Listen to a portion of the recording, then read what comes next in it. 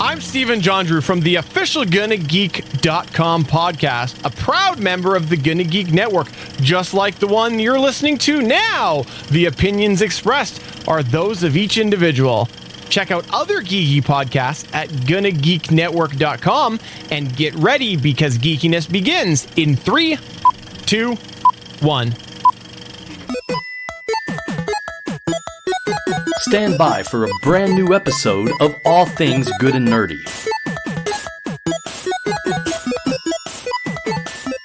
Welcome, everyone, to episode 563 of the All Things Good and Nerdy podcast. We're recording this on Thursday evening, June 20th, 2024. Happy West Virginia Day to those who celebrate, or people who may not. Now you know, today's West Virginia Day. It's the day West Virginia became a state in the year 1863. And why do we care? Because I live in West Virginia. So it's my trivia fact of the day for you, everyone. By the way, we're on audio. I should probably be used to this and introduce myself. My name is Chris. I'm usually joined by two of the usual band of misfits, but we have one under the weather. But have no fear, Mr. Anthony Bachman is still here. Negative. I'm a meat popsicle. He's always a meat popsicle, ladies and gentlemen. Willie will not be... Most of the time, like once in a while. 90% of the time. Willie's not going to make it tonight. He was texting us in the pre-show and he was feeling under the weather.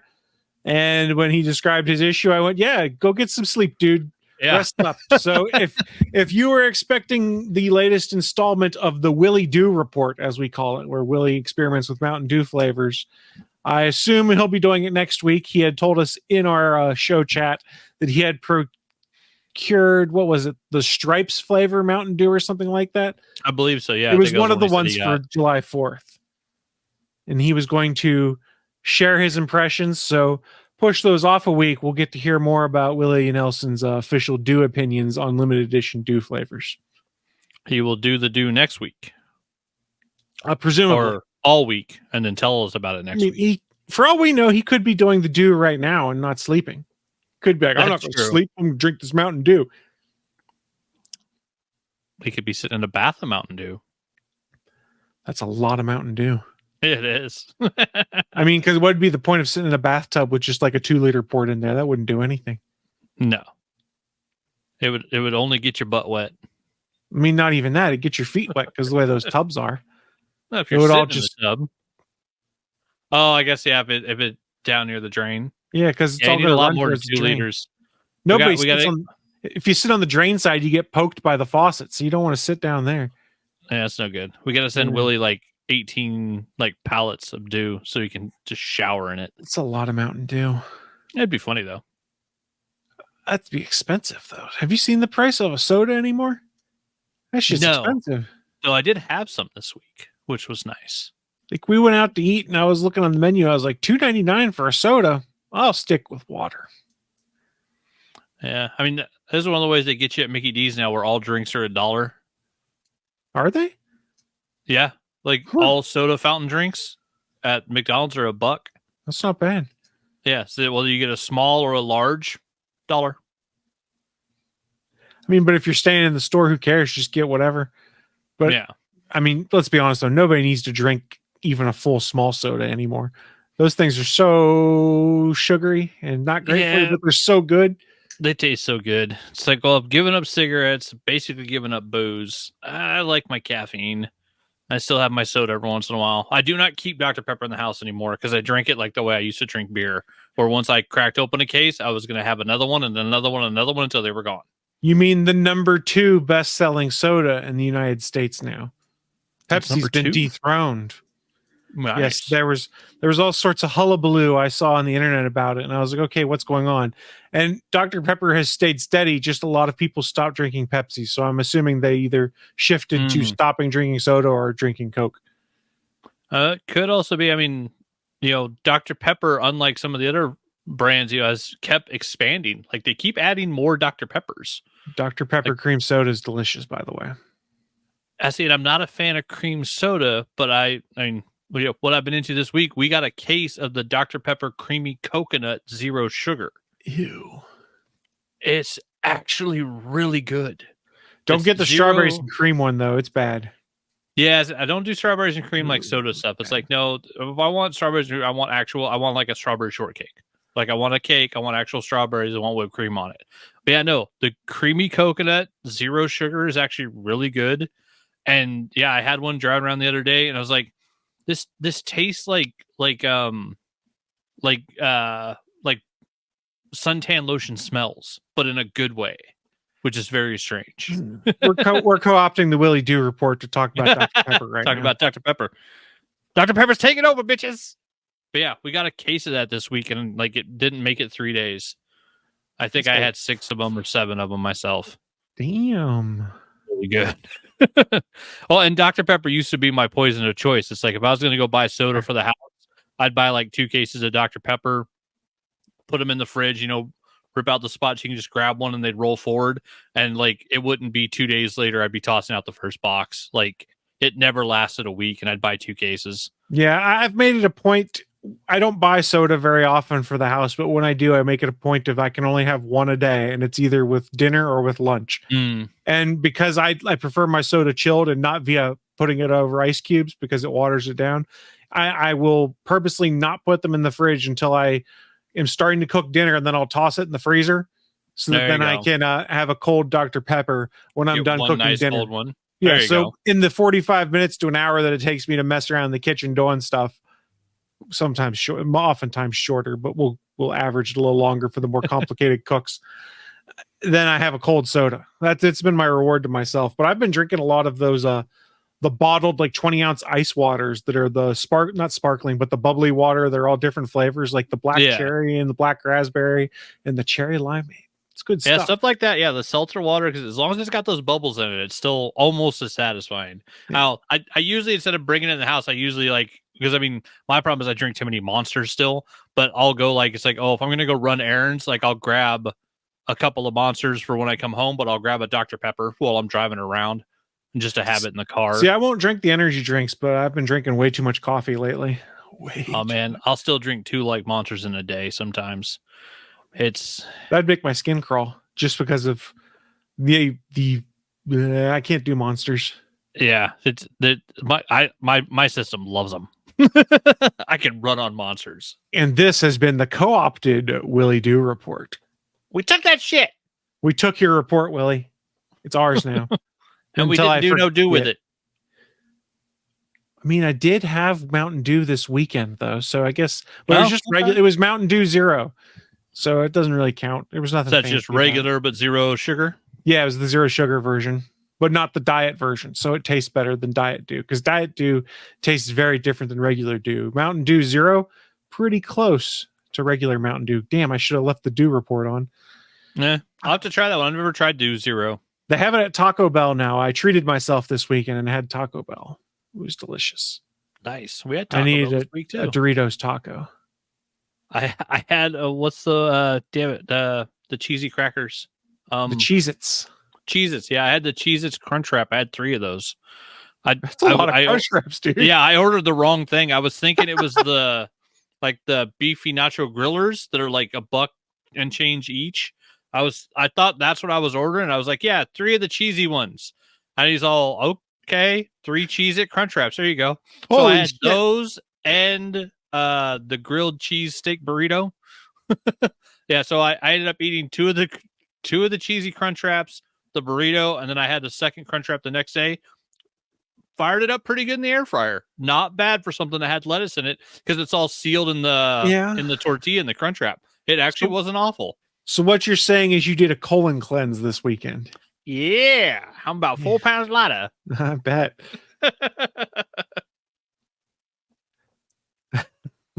Whatever gets you through the week, right? I mean, I guess that's the case. Yeah, I like me some Taco Bell. I mean, I do too. I'll be honest, but it's terrible for you. Well, not as bad as some other fast foods. There's a guy whose YouTube channel I watch who ate only Taco Bell for 30 days. And he actually didn't gain weight, and he actually didn't have his intestines hate him. But every meal was Taco Bell. And it wasn't like the Mergen Sport Locker where like halfway through his doctor told him to stop because he was going to die. I think he actually lost a little bit of weight, but he was like, He goes, I had way too much salt. He goes, what I had to figure out was how to cut down my sodium intake when doing Taco Bell, because most fast food, but especially Taco Bell, is very sodium heavy. Yeah, you're going to end up drinking a lot of water. Yeah, and it was bad for his blood pressure, because like halfway through he noticed his blood pressure was up. And I guess he had a friend who I think is an EMT as their real job, who not real job, but is their job because that's what they do, who was keeping an eye on him throughout things. And it said, well, your blood pressure's a bit up compared to what it was when we did it. So like in the end, his blood pressure actually went down because he started ordering a lot off what is their Fresco menu or whatever. So he was ordering a lot more. That's not the same. You can't go order the healthy thing. And Morgan Spurlocker didn't order McDonald's salads the whole month. To be fair, he wasn't getting that for every meal, but he was trying to mix in some things that would not cause his heart to explode. Not hurt him so bad. I guess that makes sense. But yeah, that's not the... You tell me you're eating Taco Bell for a month. I ain't thinking about the Fresco healthy menu. It's like, that's a lot of cheese quesadillas. Yeah, if you want to check it out, I believe the channel is the Studio Review, REVUE is the channel that did it. And then he even got invited out to Taco Bell to go visit their kitchen in California at one point in time afterwards and do stuff. His channel is really cool. It's one of the ones I enjoy, but we should also bear in mind that I go in the YouTube rabbit hole way too much. I got all my new rabbit holes end up in Warhammer, so there's so much. So at least my rabbit hole's cheaper is what you're saying.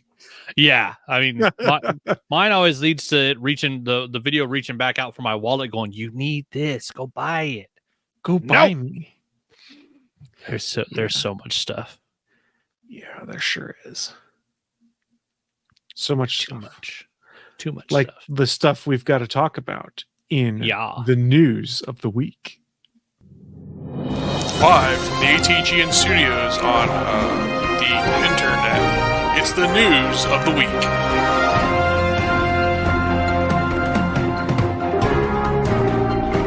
Well, that's right. It's the news of the week.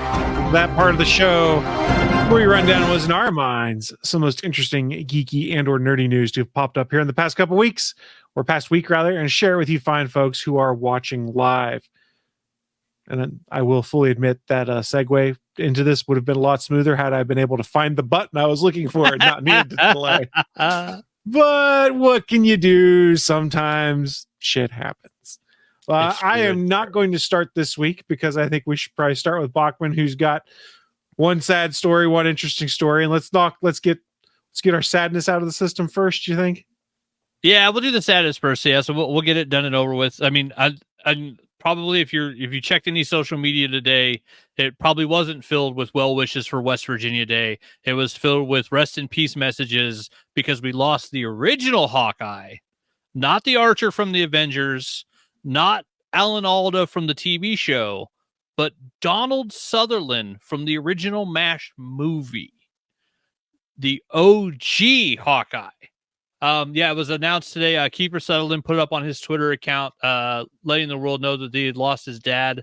So, real sad news for the Sutherland family. I definitely can't call it sad news. Like 88 is a damn respectable run. And the fact, like, the man had over 200 films. If you look at his IMDb, like, it's just crazy how much work he has. And then I was checking, just looking over some of it. It was awesome because it was noticed in the article they were talking about the fact that his last on-screen performance, it looks like it's going to be from the lawman Bass Reeves. So to go out like doing the show that's telling the true story of the Lone Ranger, like that's pretty freaking cool. But yeah, I mean, his IMDb is it's scary big. Like, I'm trying to remember. I think he's the one carryover from the original Italian Job that's in the remake of the Italian Job. That's true. Just did Mr. Harrigan's Phone, which was a Stephen King movie. I mean, yeah, like the amount of stuff he's done is insane. I mean, he's been in just, like everything for so long. And he's one of those characters that, like, I mean, when you think back on like acting roles, it's like, he's one of those guys he's just always been there. Like Donald Sutherland's always been there in movies my whole life. Like I grew up watching the OG Body Snatchers, which, has the great scene at the end where it's just Donald Sutherland's character going, ah, and screaming at the camera. And it's terrifying. I mean, for a lot of our generation, like probably maybe the first big role that a lot of people would have seen him in is he's the original Watcher in Buffy the Vampire Slayer, the movie. It's true. The Christy He's the Swanson guy. one. Yeah. He's the one that recruits Christy Swanson. I mean, and then, for the current generation, and I mentioned to Chris in the pre-show because I thought it was weird. This is the first time, I believe, since we've had the podcast that an actor who has done a great villain role has died, and I actually had the villain on my wall. So above me, as Willie's favorite thing to talk about, the fact that the villains is what started it all. So his movie villains was the first thing I collected in Funko Pops, and I actually have President Snow. So I actually have a Funko Pop of the actor that we just lost, which is kind of crazy because I believe since I went crazy on the Funko Pops and especially put them all up on the walls, I think this is the first time this has happened. Because I'm looking up here at all the other characters, and I don't have a Severus Snape from Harry Potter, so I don't have that one. And I have Lord Voldemort up there. But I mean, yeah, I'm looking up, and I think all the other villains I have up on my wall are all the actors that played them are still alive. So yeah, so very sadly, we lost President Snow today, and Kiefer Sutherland Kiefer Sutherland was talking about his dad, and it's awesome that that family is just a powerhouse of actors, and we got to see Donald Sutherland in 4 massive films doing the Hunger Games at an older age, and just being terrifying as this guy who poisoned and murdered everybody to get his position. Like, he was so good. And it's a guy that, like, in most of the films you watch, he's the nicest, sweetest, coolest guy. But then he could do a role like President Snow, and he's just terrifying. Like, he's scary as hell. And I don't know, the one thing I was looking at today is like, man, I really hope now, like, if Kiefer Sutherland's up to it, I really hope when they do that new Hunger Games movie that they get him to play like the younger version of his dad, the President Snow from 24 years before the first movie. I think they might be going younger than Kiefer is, though, for that President Snow. Maybe. But I mean, little makeup, especially after having just finished watching the Harry Potter movies and watching that end scene where they're all supposed to be 20 years older, and you see like Daniel Radcliffe and them with a little weird makeup on. It's like, we know with the good CGI, get the Marvel CGI, get the good one. Get the team that does Marvel, Sam Jackson and all of the a Captain Marvel. And get them on it. Like, you could make Donald Sutherland look or Kiefer Sutherland look the exact right age to play the young Donald Sutherland in that movie. Like, it would just be cool. But I mean, yeah, it was a sad one because it's one of those actors. It's one of those guys. He's been around forever. He's done so many roles. I mean, he's one of those people. He's probably one of those people. He always, like, someone could say, "Oh, what's your favorite role that this actor was in?" And everybody can tell you their favorite Donald Sutherland role. Everybody's got a movie that they love that he's in. Freaking MASH, freaking Animal House. There you go. 1978 classic. Yeah, the like I said, the OG Body Snatchers, the freaking so many fantastic films. Let's see, I'd pulled up a Deadline article. They were talking about Hollywood reacts to the death of Donald Sutherland, ripped to the GOAT, talking about him as the greatest of all time. See, Billy Ray called him a prince. Kiefer Sutherland said his dad is never daunted by a role, good, bad, or ugly. Horror filmmaker Joe Russo simply wrote, "Rip to the GOAT." Hollywood is sounding off on the death of Donald Sutherland, the 2017 recipient of the honorary Oscar, who died Thursday in Miami at 88, which, like I said, 88, not bad at all. Like, that's a good long run. So yeah, Ordinary People, Pride and Prejudice, The Hunger Games. It was a staple. Robert Altman's MASH in the role of Hawkeye Pierce. Let's see, what was the other ones on here? I never had the honor of knowing him personally. When honor to follow a lifetime in his footsteps, Tom Blythe. Oh, who portrayed the younger version of Snow in the younger Hunger Games. But yeah, that makes sense why that kid would be talking about him.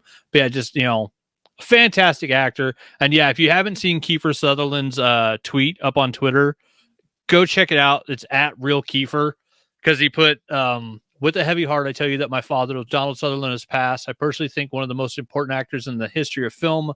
Never daunted by a role, good, bad, or ugly. He loved what he did and did what he loved, and one can never ask for more. But it's the picture he put with it, and it looks like maybe a 3-year-old Kiefer Sutherland is being held by, I'm guessing sometime in the early 70s, clean-shaven Donald Sutherland, and he just looks like a kid. Like, it's such a great photo. So yeah, it's definitely worth checking out. You know, it's a sad loss, but also, you know, when we see people dying terribly young, and it's even, you know, that's always more sad. It's not that it's not sad to lose an 88-year-old, but 88 is a pretty good run. Yeah, it's a good run. Spending all that time in Hollywood, you know, and he was in Hollywood in the 60s and 70s. Who knows what was going on? You know, and he lived through all of that, 80s, 90s, 2000s, 2010s, 2020s, and still making movies, still doing TV. Like, you know, it seemed like the guy really, you know, knew what he loved doing, was great at it, and just kept doing it. And he turned out so many great performances.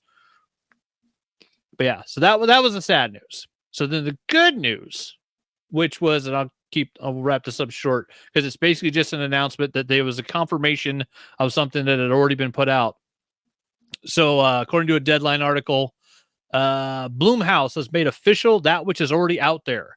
Dr. Sleep filmmaker Mike Flanagan is writing, directing, and producing a radical new take on The Exorcist in a new film with the genre producer and Morgan Creek. Says comes in the wake of the last movie, The Exorcist Believer, flailing at the box office with 65 million US and Canada and 136 million worldwide. This after NBC Universal Peacock Blumhouse bought the rights from Morgan Creek back in July of 2021 for $400 million. $400 million for the rights to The Exorcist? Like, damn. Wow. Every day, I tell you, that Star Wars sale or the Lucasfilm sale for $4 billion looks cheaper and cheaper. Right. Whatever Disney executive pulled that shit off, that person is going to have the biggest golden parachute ever because that's the most money-making buy like of all time. Just The Exorcist, $400 million. Just The Exorcist. Like, damn. Yeah, so it won't be a direct sequel to the new Exorcist Believer. So it's just basically stating that Flanagan is going to do an Exorcist movie. So he stated Flanagan, The Exorcist is one of the reasons I became a filmmaker. It is an honor to have a chance to try something fresh, bold, and terrifying within its universe. Reuniting with my friends at Blumhouse, with whom I've made some of my favorite pieces of work, only makes this more exciting. Let's see. Mike's voice and vision are indispensable for horror fans, and we are excited to welcome him back to Blumhouse. I immediately responded to Mike's new take on the world of The Exorcist and can't wait for the audience to experience it, said the boss, Jason Blum, at Blumhouse. So, yeah, I mean, if you haven't been following, like Mike Flanagan made the impossible sequel, the Dr. Sleep movie, that is a sequel to the Shining movie that Stephen King hates, while also being a sequel to the book that a representation of the book that Stephen King wrote, which it shouldn't be possible to make that magic trick work. And Michael Flanagan made it work, and it was damn good. And then, yeah, he also had like the 3-4 shows in a row of horror on Netflix. I think he was currently doing like he went over to work on something for Amazon, but I don't think they've announced it yet. And yeah, now we're going to get an Exorcist from Flanagan. I watched The Exorcist The Believer. That last one we just rented a little bit ago. It was not a bad flick. I think we ended up watching it on VOD at home. Like, it just wasn't one from the previews that looked like I needed to rush out and see in the theater. But like, it wasn't bad. But I mean, you know, if you're basically just going off of the, you know, just the basic term of possession, Mike Flanagan could take this in a whole lot of different ways. Oh yeah. Like, I mean, have you seen Talk to Me? No. That one where the dead possess the hand. For those that haven't seen it, it's a great like indie horror film. I want to say 2 or 3 years ago it came out. It was made in Australia. The guys that made it, they're just freaking uber fantastic. The writing is good. The cinematography was fantastic. The script itself was great. A whole bunch of young teenage actors in it that you've never heard of. All of them just got top-notch performances out of all. It was a great film. Terrifying, just terrifying movie. And it's basically about possession. So the fact that, like, you know, we're still getting new takes on this stuff, I love. And you tell me Mike Flanagan is going to make an Exorcist film? Hell yeah, I'm in. Like, Fry, take my money. Like, I'll probably go see this in the theater because, like, I've never been disappointed at a Mike Flanagan production. Like, the guy, you know, and I also know, like, he's going to be probably, I'm going to see a couple of actors that I really like, because Mike Flanagan's one of those guys that tends to, like, once he works with somebody, they keep working with him because he likes how they work, and people seem to love working with Mike Flanagan. I think Carla Gugino's done like 9 projects in a row with him. And is it Raul Coley's been in at least half of his stuff, and I love Raul Coley. I'll watch that guy read the phone book. Like, he's awesome. So yes, so we're getting more horror from Mike Flanagan. Nothing wrong about that at all. No, not at all. Excitement for horror fans. I'm not really a horror guy, so I'll have to tell you how it is. that's exactly right. But thank you for sharing that one with folks. Before we go on to my news, I just saw this pop up on the threads because that's where I do my social mediaing, and wanted to laugh because it just made me laugh. The Boys season 4 viewership saw a 21% increase compared to season 3. Just keep that in mind when you hear a lot of people crying about how they don't like The Boys anymore. It's because they made a realization of something, and we'll just leave it at that. On that subject, Games Workshop just posted record-breaking sales after if they make Custodes females, we're going to leave, and it's going to cost them money. Games Workshop just gave out bonuses to all their employees for one of the best quarters they've ever had. Yeah, often those people that are vocally against something like that.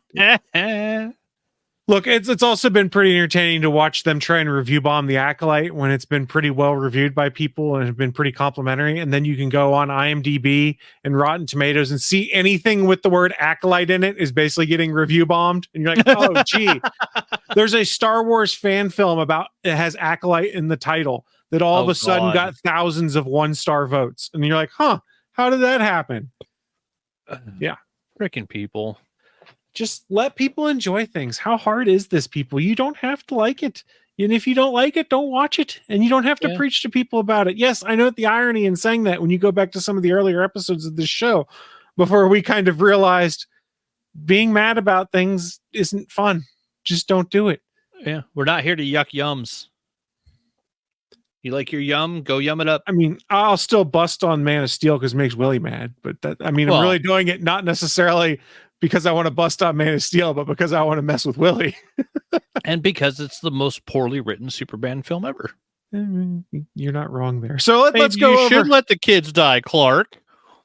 What the? Yeah, exactly. So let's roll into news now. We're going to have a relatively shorter show because it's only 2 of us. But this news story does encompass quite a bit. Like, I was surprised at how much came out. I don't know if you guys realize who are watching the show. There was a Nintendo Direct this last week on the 18th. So I guess it was only 2 days ago, and it feels like longer. And I know if you're like me, you kind of roll your eyes when you hear Nintendo Direct right now because the last few Nintendo Directs haven't been that interesting. So I didn't pay any attention to Nintendo Direct.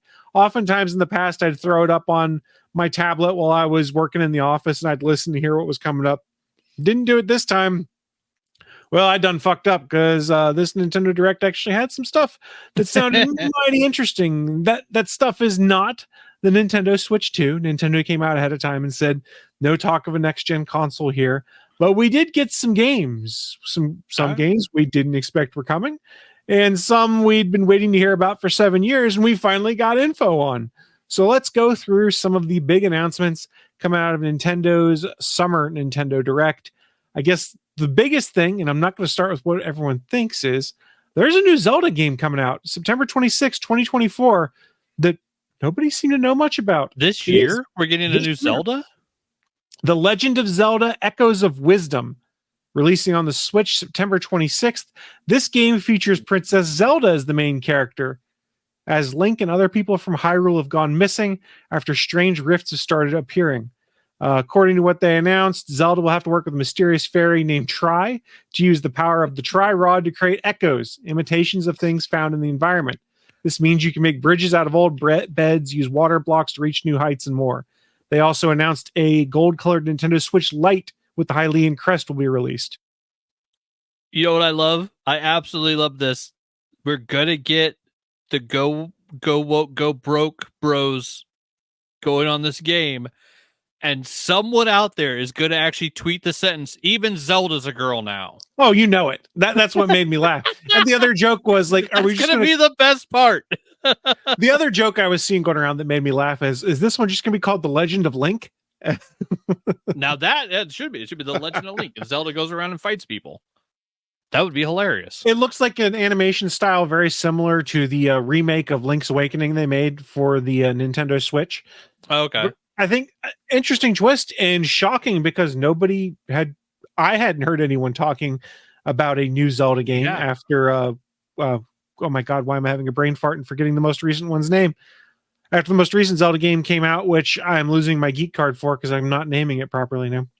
My brain is telling me Breath of the Wild, but there was one after that. There's one after that, yeah. Yeah. We'll just worry about it later.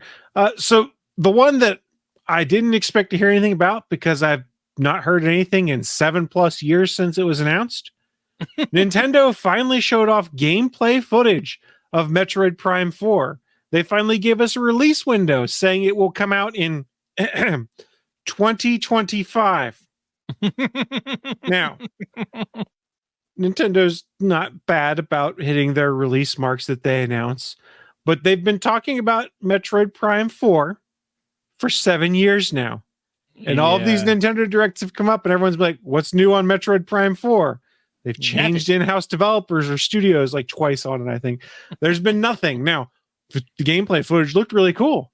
And I'm sitting here, I'm going, I want to see this. But you teased me back at E3 2017, and I've gotten pretty much nothing since. I'm having a hard time believing. I don't think this is what I'm going to believe until I literally can put my hands on the case holding Metroid Prime 4. But that being said, it looked really cool. Yeah, I think that's a longer wait than Anthem.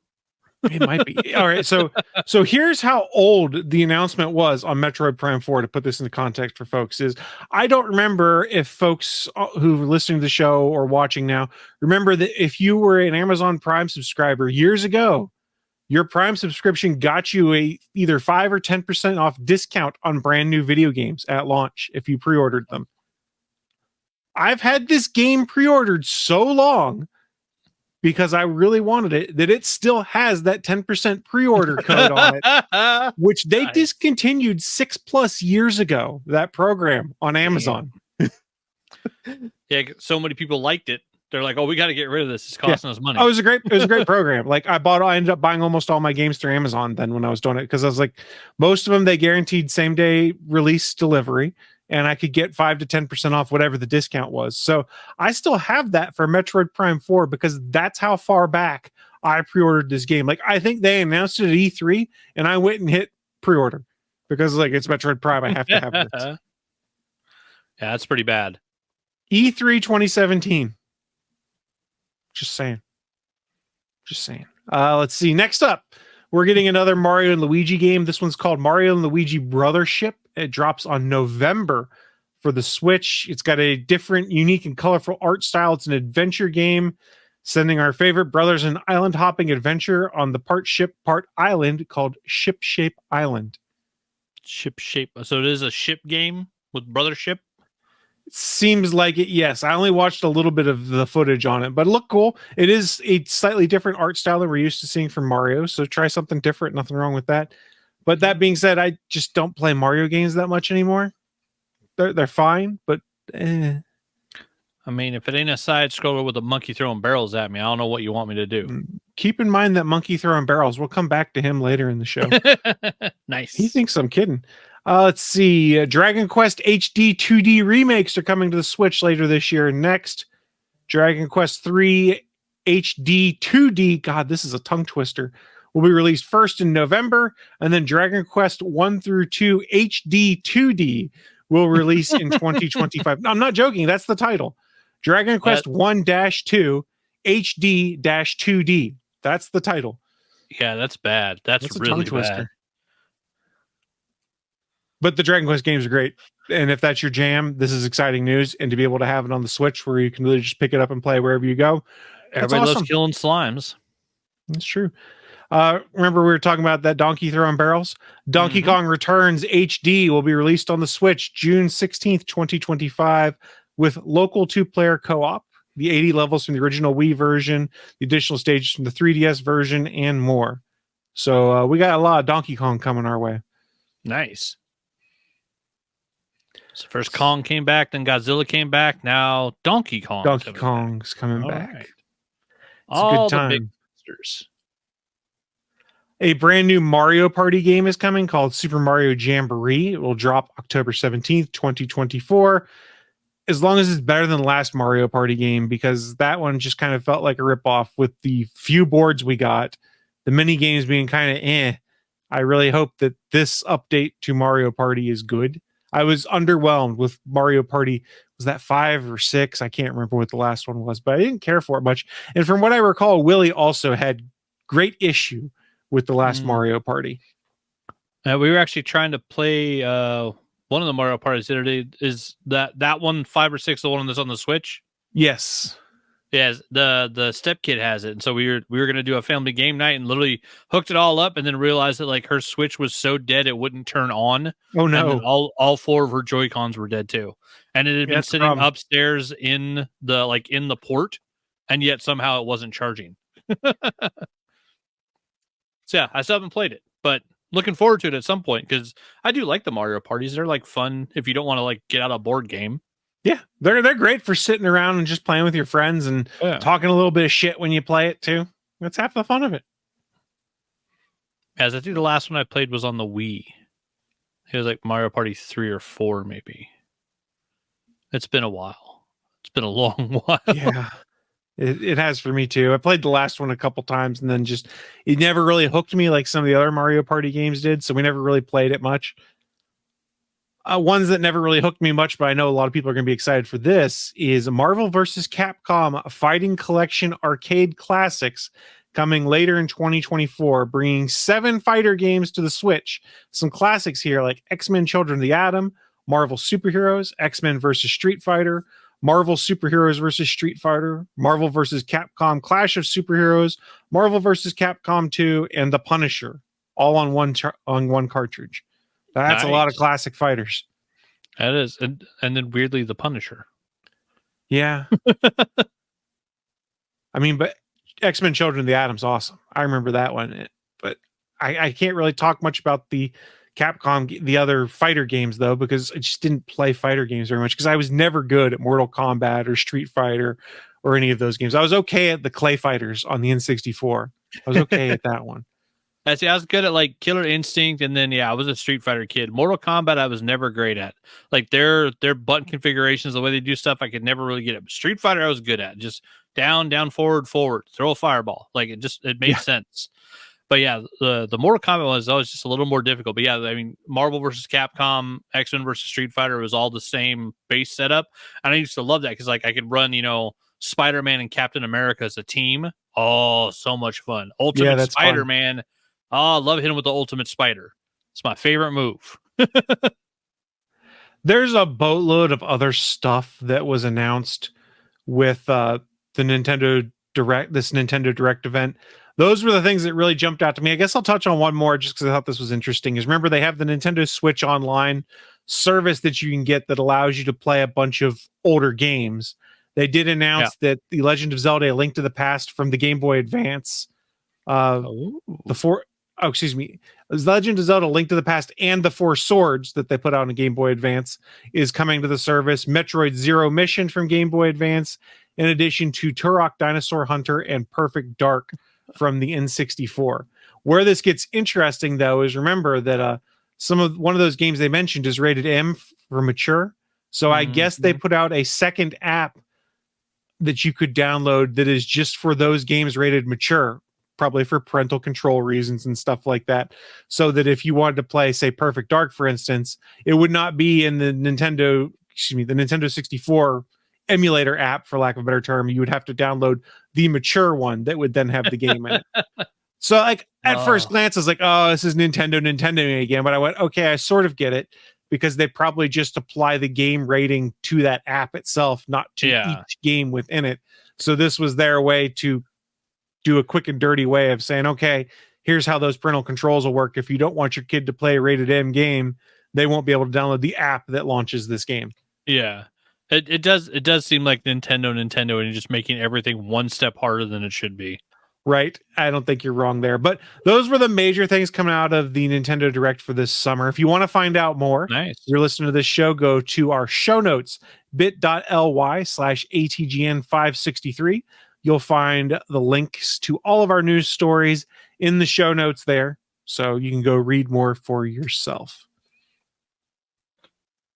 That was the major stuff I had, though. I'm boring. I just want to talk about Vigi games. Vigi games. We're talking about Vigi games. I love me some Vigi games on occasion, although I haven't played many lately. I've been busy because life I gets in the had way. a day of playing video games the other day. Well, this sounds like the kind of stuff we need to talk about in what I'm into. Our little segment, how we wrap up the show. We tell you fine folks watching live or listening at a later date just what kind of stuff we've been getting into, because, hey, you may want to go check it out yourselves. And I'll kick things off because I went second in news, so I'll go first in this one. The list is relatively short, but I played some Skull and Bones with my dad this last weekend because it's a game he really enjoys. They just dropped a new update, but if I wasn't playing with my dad, I wouldn't be playing this game anymore. It's fun to play with him because I like playing games with my dad, but it's just a game that's designed to make you grind once you hit a certain point. Once you get to a certain point of the game, you can't buy any good equipment or blueprints with regular game currency. You have to buy blueprints basically with the currency you earn by doing the post-game grind of picking up and delivering rum or opium or doing attacks on special ships and stuff like that. In order to afford those things, it's like ridiculous amounts of coin that you have to have that's earned this way. So like I was doing the math. I was like, I really want to unlock this blueprint to get a cool mortar.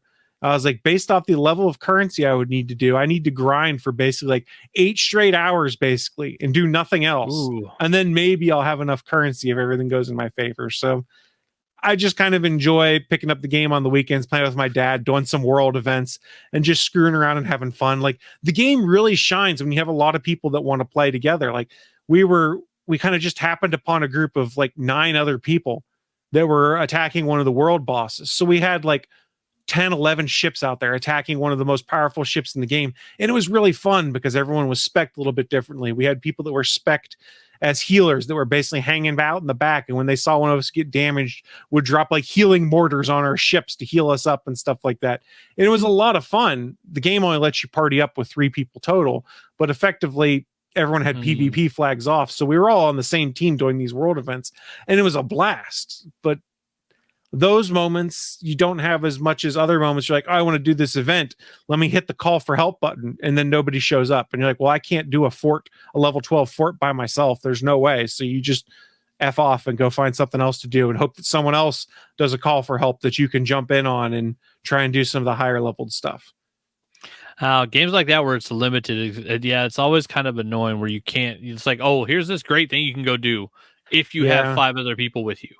It's an Ubisoft game, so it's all about the post-game grind and trying to get people to buy like season passes and stuff because that unlocks currency faster, and I don't play the game enough for that to matter. So I haven't been touching on it too much. Everything's got to have a damn season pass now. Yeah, I don't care for it. The game is fun when you have people to play with is what it comes down to. If you're trying to play it single player, the single player story is like 8 to 9 hours, and then you're kind of done. And you're like, okay, what do I do now? I don't know. Shit. Other stuff I've been getting into, I read the most recent issue of Ultimate Spider-Man. And I guess spoiler alert here, the cat's out of the bag. The entire Parker family knows that Peter is Spider-Man now. And it's well handled. You don't get dumb melodrama. It's more of the family's accepting and saying they're proud of Peter. And I'm like, oh, this is what a healthy Peter Parker Spider-Man relationship's like in comics. Yeah. I haven't seen this in forever. It's only showed up in a couple of the last 800 issues. Yeah, it was really well done. I just enjoyed it. I'm really enjoying where Jonathan Hickman's going with this book, and I'm enjoying the fact that after 6 issues, he finally has the name Spider-Man, and it's been kind of fun. Nice. How the family's involved is like his daughter's the one that helped him create his costume because he was trying to find something that she didn't think was scary or thought was cool, and that's how they settled upon the traditional suit that we're used to with the spider being slightly tweaked. Mary Jane's the one that gave him the name Spider-Man. And now we're like, okay, what's Richard going to be giving him as part of this? Because every member of his family so far, except for Richard, has contributed something to the Spider-Man persona. So it'll be really interesting to see what exactly he gets from his son now. But like I said, I'm really enjoying the fact that it's all kind of like, we're proud of you. This is really cool what you're doing after getting over the initial fear of, are we all in danger because of this? It's very well done. I was talking about it on Threads that it's really good. I think I shared like 2 pages out of the book and I was like, here's why this is so good. And if you are someone who reads the comics and thinks that the Peter and Mary Jane relationship was a good thing and the spider marriage was a good thing, well, Ultimate Spider-Man's given you that. And who knows? Maybe the Amazing run will change. I think they just announced, I think is issue 59 is Zeb Wells and John Romita Jr.'s last issue together, and they're both leaving the title then. So there will be a new writer coming into Amazing Spider-Man after that. But I'm pretty sure they've already broken things enough that it's going to be really hard to revert back to what we're all used to. So just read Ultimate Spider-Man. It's better. You're not wrong. It's better. Ultimate Spider-Man is good stuff. The only thing that's really tough with Ultimate Spider-Man and all the Ultimates books in general is they're all like $4.99 or up an issue to pick up. Yeah. I haven't quite figured out why their prices up. I think the last time when I went, I had because I'm down to like 4 books on my pull list, and all 4 of them are $4.99. I'm like, I'm only getting 4 books a month, and it's now $20 a month, where it was $8. Like, damn. Yeah, prices are up, my friend. Let's see what else have I been getting into.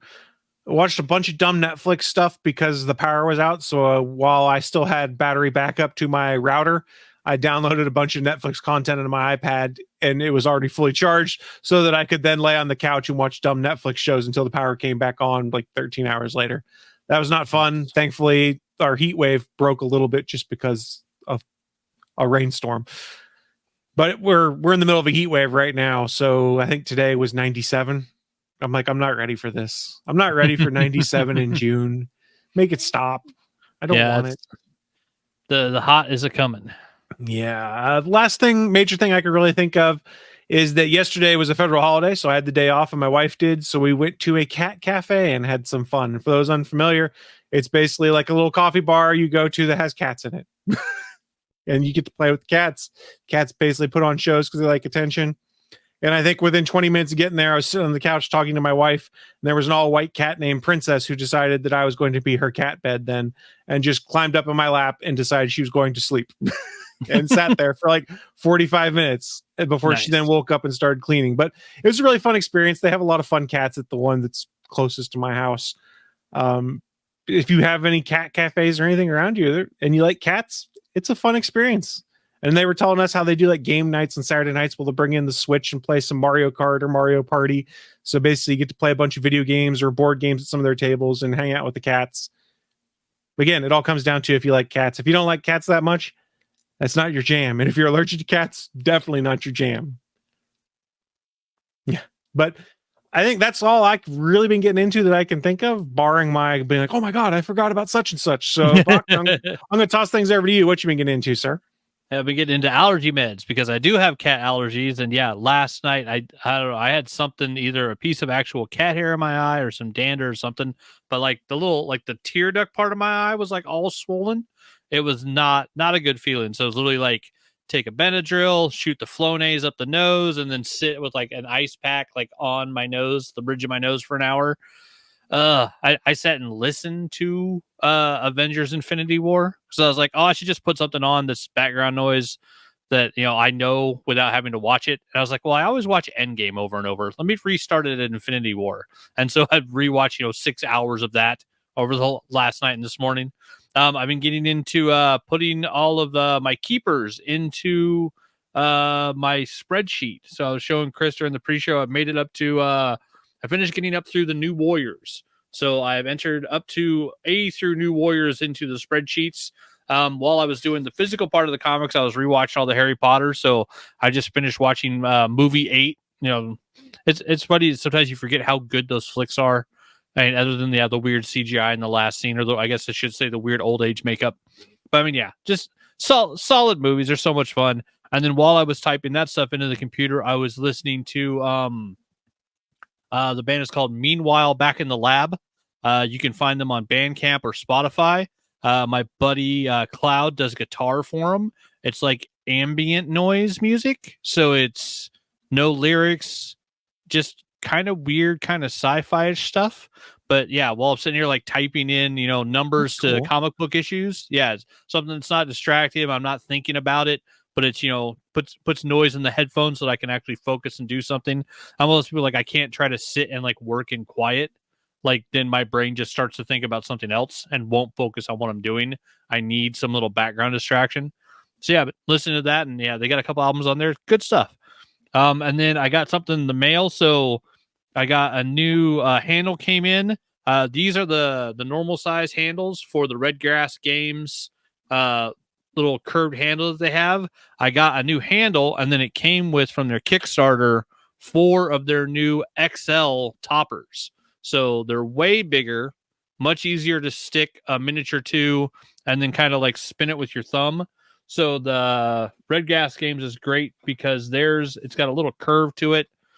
So this is what I got in the mail with some putty to put stuff on, and then it's nice and ergonomical, and then doesn't spin quickly, but spins nice and smooth. So I've got the new monthly figure that I'm working on sitting on there, and then the other fun thing is this handle. It comes with a little piece of metal that you can stick it to, because the handle itself on the bottom has a magnet, so you can sit it on your desk, and you're not worried about your miniature getting knocked over. So I don't know where I'm going to put the little Red Grass Games little like metal plate that they send you, because it's got Stickum on the back, but it's like a one-time use. So for now, I'm just using the little piece of sheet metal I've got, because I can sit that on my desk and I don't have to worry about losing it. But yeah, nice little handle. Like, they did the Kickstarter. It was like the whole handle set and then a package with 4 of the new XL toppers, and I think it was all $20. So not super expensive. And then I actually had a pre-order show up, and Amazon gave me $2 back because apparently the price dropped. I'm a huge fan of all fantasy everything, and so I like supporting the comedians that that make me laugh when they go and do stuff. And so Ian Carmel wrote a book called The T-Shirt Swim Club. It was stories from being fat in a world of thin people. You might know Ian Carmel as he was kind of the guy in the chair on, oh damn it, the Late Late Show with James. No, was it James? The English dude. It's James Gordon then. Gordon. Or was it Greg? Or were you thinking Craig Ferguson on CBS? No, the other one. So yeah. Oh. So yeah, the carpool karaoke guys. Oh, so yeah. Ian Carmel worked with him for like the last 7 years. He was his guy making jokes off on the side. He was he might have been the head writer on the show. I was one of the writers. He may have been the head writer. But yeah, he does all fantasy everything. He's hilarious. And then this story, the book is great because Ian Carmel, as he says, is a fat guy, has been a fat guy, grew up a fat kid, and his sister also co-wrote the book with him, Elisa Carmel, who has a PhD as a psychiatrist. And so basically the book is, each chapter is Ian tells a story about something that happened to him as a fat kid, and then his sister, the clinical psychologist, comes in behind and talks about it, what that did to you, what that does to you as you're growing up. So it's kind of a nice twist on a weird thing that some people deal with in childhood. And also I haven't started it yet, but I know Ian Carmel's funny as hell and he's a great writer, so I know it's going to be entertaining. But yeah, that showed up, so I'm looking forward to getting into reading that.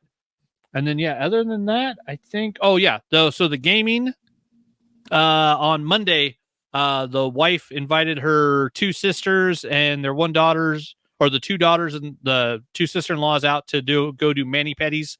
So they were taken off for a couple hours. So I had Chase and Liam come over. We set up Fortnite on 3 different TVs in the house, and we ended up playing Fortnite for 4 hours straight with me and Nice. 2 teenagers. And had a blast. We did some of the Lego Fortnite. We ended up we played a couple battle royale matches. We got 2 wins in a row at one point. Went and had lunch. Went and grabbed us, pretty easy. Went and had Mickey D's, and then came back and did some more Fortnite battle royale, and then we actually did the Music Fest thing, which I didn't realize because they added Metallica to it. So they have a Metallica Music Fest going on in Fortnite right now, but they added in basically Rock Band, but on your controller. So you can go in as your Fortnite characters on the Metallica soundstage, and you can each pick a song, and then as a team, you basically play Rock Band. It was so much fun. The only sad thing is that the songs are really limited. And when you go backstage, each of you have you have a certain amount of time to pick a song, and there's a search feature. So I was trying to search for Bob Seger or something.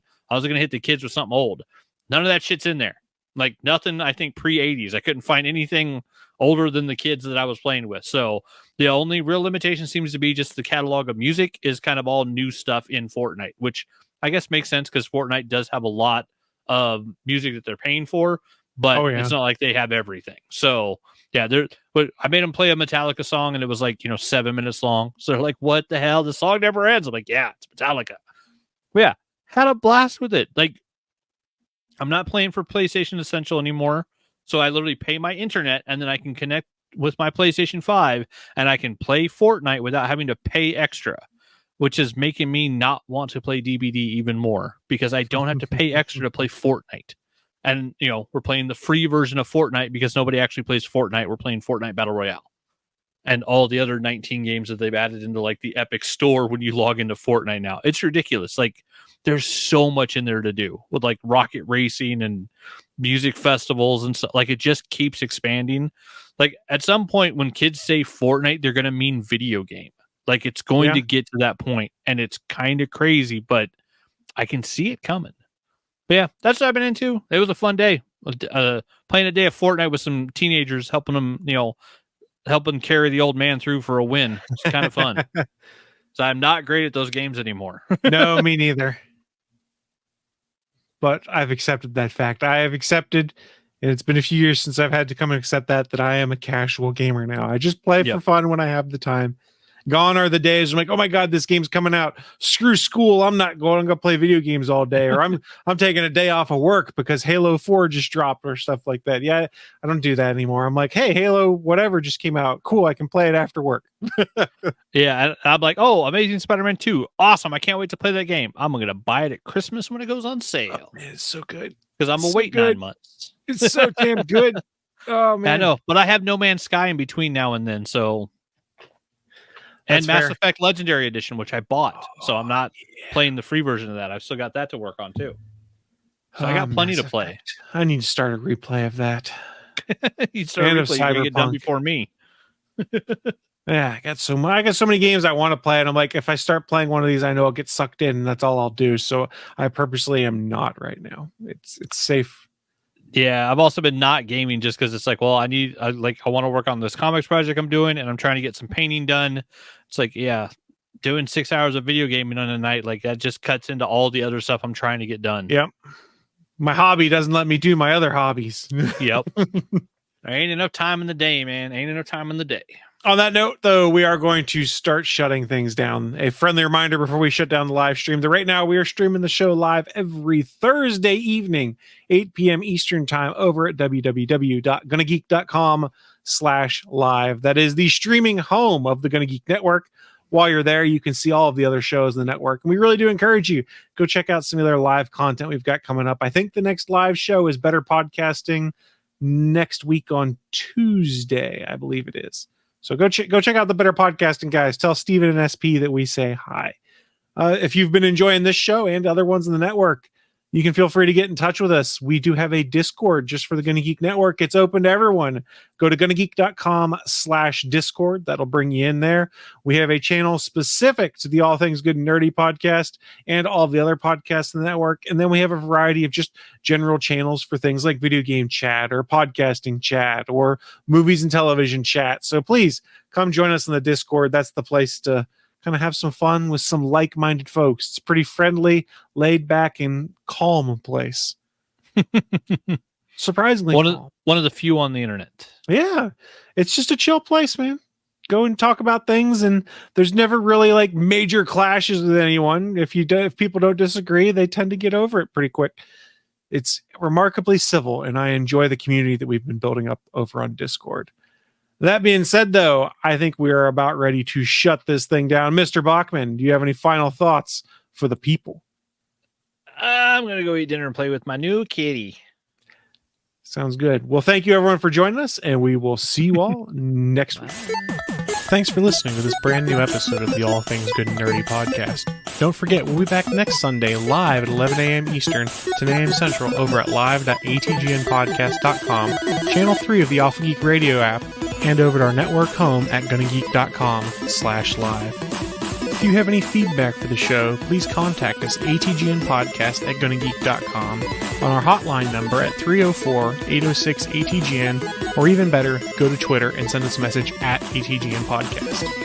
The music you've heard in this show is produced by Kevin MacLeod and can be found at incompetech.com.